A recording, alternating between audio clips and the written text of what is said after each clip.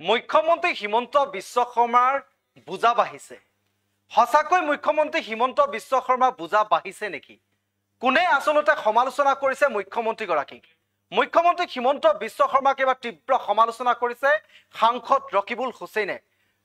হুছেইনৰ মতে মুখ্যমন্ত্ৰী হিমন্ত বিশ্ব শৰ্মা বুজা বাঢ়িছে আৰু হেয়ে গৃহ বিভাগৰ দায়িত্ব এৰিব লাগে ২৬ত চৰকাৰ সলনি হোৱা এবাৰ হুংকাৰ দিলে সাংসদ ৰকিবুল হুছেইনে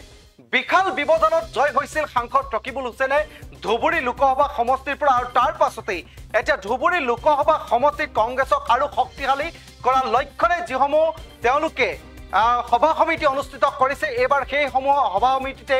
ৰকিবুল হুছেইনে মুখ্যমন্ত্ৰী সন্দৰ্ভত কেইবাটাও গুৰুত্বপূৰ্ণ মন্তব্য কৰিছে মুখ্যমন্ত্ৰী বুজা বাঢ়িছে বুলি মন্তব্য কৰিছে ৰকিবুল হুছেইনে আৰু সেই মুখ্যমন্ত্ৰীয়ে গৃহ বিভাগৰ দায়িত্বৰ লগতে মুখ্যমন্ত্ৰীয়ে কেৱল মুখ্যমন্ত্ৰী হৈ থকাৰ আহ্বান দিছে কেৱল মুখ্যমন্ত্ৰী হৈ থাকিব লাগে আৰু ৰাজ্যৰ পৰিচালনা কৰিব লাগে মুখ্যমন্ত্ৰীৰ হাতত যিসমূহ বিভাগ আছে এইসমূহ বিভাগ তেওঁৰ দায়িত্ব এৰিব লাগে বুলি এবাৰ মন্তব্য কৰিছে সাংসদগৰাকীয়ে কৈছে যে ২৬ৰ পূৰ্বে যেহেতু ২৬ত চৰকাৰ সলনি হ'ব আৰু ২৬ত চৰকাৰ সলনি হোৱাৰ পূৰ্বে এতিয়া মুখ্যমন্ত্ৰীয়ে যিসমূহ বিভাগৰ দায়িত্ব লৈছে সেই দায়িত্বসমূহ এৰিব লাগে সেয়ে আচলতে যিসমূহ সংঘাতমূলক এতিয়া যি আলফা বোমা বিস্ফোৰণৰ পাছতেই বা আমাৰ আলফাই যিসমূহ বোমা বিস্ফোৰণ কৰাৰ যি পৰিকল্পনাৰে যিসমূহ বোমা সংস্থাপন কৰিছিল আৰু সেই বোমা উঠাৰ পাছতে ইতিমধ্যে এনেধৰণে মুখ্যমন্ত্ৰীগৰাকীক সমালোচনা কৰিছে মুখ্যমন্ত্ৰীগৰাকী গৃহ বিভাগৰ দায়িত্ব সম্ভালত আচলতে বিফল হৈছে আৰু সেই মুখ্যমন্ত্ৰীগৰাকী গৃহ বিভাগৰ দায়িত্ব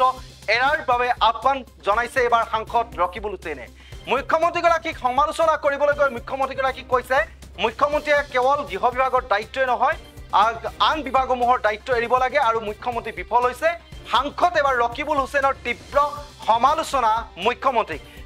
কি মুখ্যমন্ত্ৰী কি মন্তব্য কৰিছে মুখ্যমন্ত্ৰীৰ ওপৰত কি সমালোচনা কৰিছে কি ধৰণে আচলতে গৃহ বিভাগৰ লগতে বাকি দায়িত্বসমূহ এৰিবলৈ কৈছে কিয় বুজা বাঢ়িছে বুলি কৈছে ৰকিবুল হুছেইনে আমি সেয়া ৰকিবুল হুছেইনৰ মুখেৰে আপোনালোকক শুনাব বিচাৰিছো আইন শৃংখলা পৰিস্থিতিটো আপোনালোকে দেখিছে যে মুখ্যমন্ত্ৰী ডাঙৰীয়া অতি অসহায় মই এটাই কম যে মুখ্যমন্ত্ৰী ডাঙৰীয়াৰ বহুত ভেজা হৈছে বহুত ভৰ হৈছে তেওঁ বহন প্ৰত্যেকৰে আমি দেখিছোঁ নে বহন ক্ষমতা তেওঁ ল'ব পৰা নাই সেইকাৰণে অন্ততঃ মুখ্যমন্ত্ৰী হৈ থাকক তেওঁ গৃহ বিভাগটো এৰি দিয়ক তেওঁ মুখ্যমন্ত্ৰী হৈ থাকক তেওঁ কোনো ডিপাৰ্টমেণ্ট নোলোৱাকৈও মুখ্যমন্ত্ৰী হৈ থাকিব পাৰে তেওঁতো সৰ্বা গতিকে গৃহমন্ত্ৰীটো যদি এজন সুকীয়াকৈ চলাব দিয়ে মই ভাবোঁ যে এই ক্ষেত্ৰত অলপ সহায়ক হ'ব যিকেইটা দিন চৰকাৰখন থাকে ২৬ততো চৰকাৰখন যাবই আইন শৃংখলা পৰিস্থিতিটো আপোনালোকে দেখিছে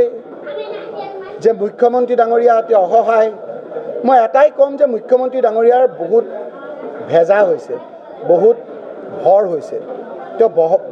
বহন প্ৰত্যেকৰে আমি দেখিছোঁ নে বহন ক্ষমতা তেওঁ ল'ব পৰা নাই সেইকাৰণে অন্ততঃ মুখ্যমন্ত্ৰী হৈ থাকক তেওঁ গৃহ বিভাগটো এৰি দিয়ক তেওঁ মুখ্যমন্ত্ৰী হৈ থাকক তেওঁ কোনো ডিপাৰ্টমেণ্ট নোলোৱাকৈও মুখ্যমন্ত্ৰী হৈ থাকিব পাৰে তেওঁতো সৰ্বা গতিকে গৃহমন্ত্ৰীটো যদি এজন সুকীয়াকৈ চলাব দিয়ে মই ভাবোঁ যে এই ক্ষেত্ৰত অলপ সহায়ক হ'ব যিকেইটা দিন চৰকাৰখন থাকে ২৬ততো চৰকাৰখন যাবই আইন যিকোনো খবৰৰ বাবে যোগাযোগ কৰক 7099017330 অথবা 7099017390 নম্বৰত